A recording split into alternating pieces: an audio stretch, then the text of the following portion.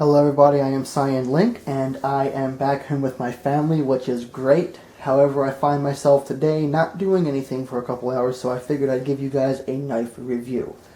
Since I am back home, I do have access to all my knives, the ones I've had for years, and I'm going to go over some of my all-time most loved and most hated knives, and this is going to be under the most loved category.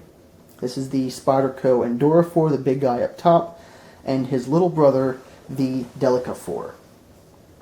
These knives are excellent for everyday carry because they are small, simple, they have a razor sharp edge, and they're extremely reliable. Everything you want in an everyday carry knife. Best thing about size is legality. If you're talking about an everyday carry knife, you want something that's going to be legal because you never know what's going to happen. You might get pulled over, something might happen. And the Endura comes in at 3.75. The strictest knife laws I've seen are no spring and under 3 inches. So if you can't get the Endura, the Delica comes in at under 3 inches at about 2.6. And of course, they are completely manual. There's no spring in these knives. Another good thing about their small size is they're very easily carried, which I will show you in a second. Alright, a nice little feature about this knife, like I talked about its size, is it's very thin. And what that means is, I can put it in my pocket, I can very easily get past it and get down into my pocket, reach whatever I got to get, if I got my cell phone or wallet or whatever, and this knife is not going to get out the way. You notice it does stick up a little bit, but at least where I am, as long as it sticks up like this, it's not considered concealed carry, so that's another little legality thing that is there to think about. Welcome back.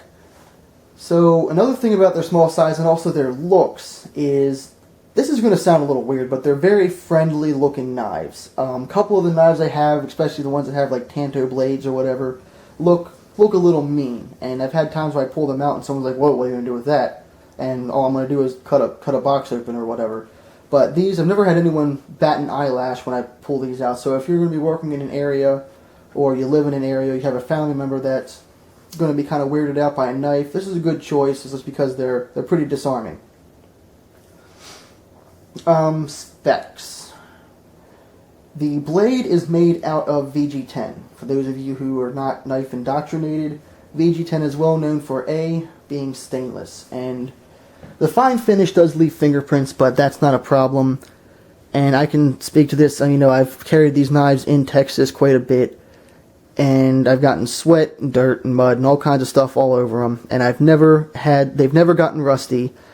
And aside from, you do want to, if they get sweat on them, you do want to rinse them off with a bit of water and then dry them with a cloth. But other than that, and occasionally applying some CLP just because I'm anal retentive, never really had to do a whole lot of maintenance on these knives.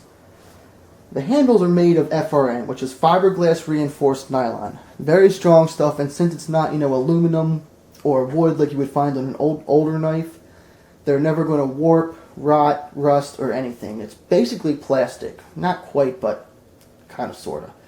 Very strong and going to last you forever. And the handles do have, you can see these holes. This is for, you can use an Allen wrench to take off the pocket clip and switch it if you want to do a tip down carry, or if you're left-handed, you want to switch sides.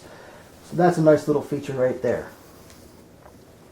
Then we have the mechanism. This is lockback. Now the downside of lockback, at least in my opinion, let me zoom out a little bit. That's in, not bad. There we go.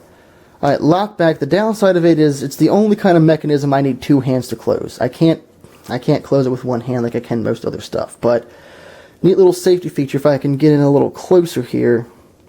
As you open the knife, you can see the lockback gets pushed out a little bit, and what that's going to do is when it's closed, that lockback's going to put a little bit of pressure on the blade to keep it closed in your pocket so it's not going to come out. Nice little safety. It's not so much pressure you can't open the knife. Yeah, I can get it open pretty easily with one hand using the Spyderco trademark hole here.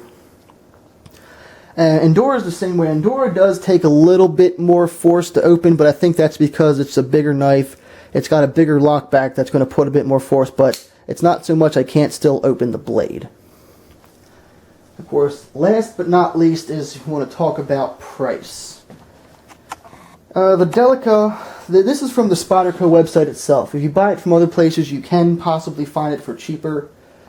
But the Delica is going to run you about $100 from the Spyderco website, and the Endura is $105. So if you can carry a 4-inch blade, please make sure that you're buying a knife that you're allowed to carry legally.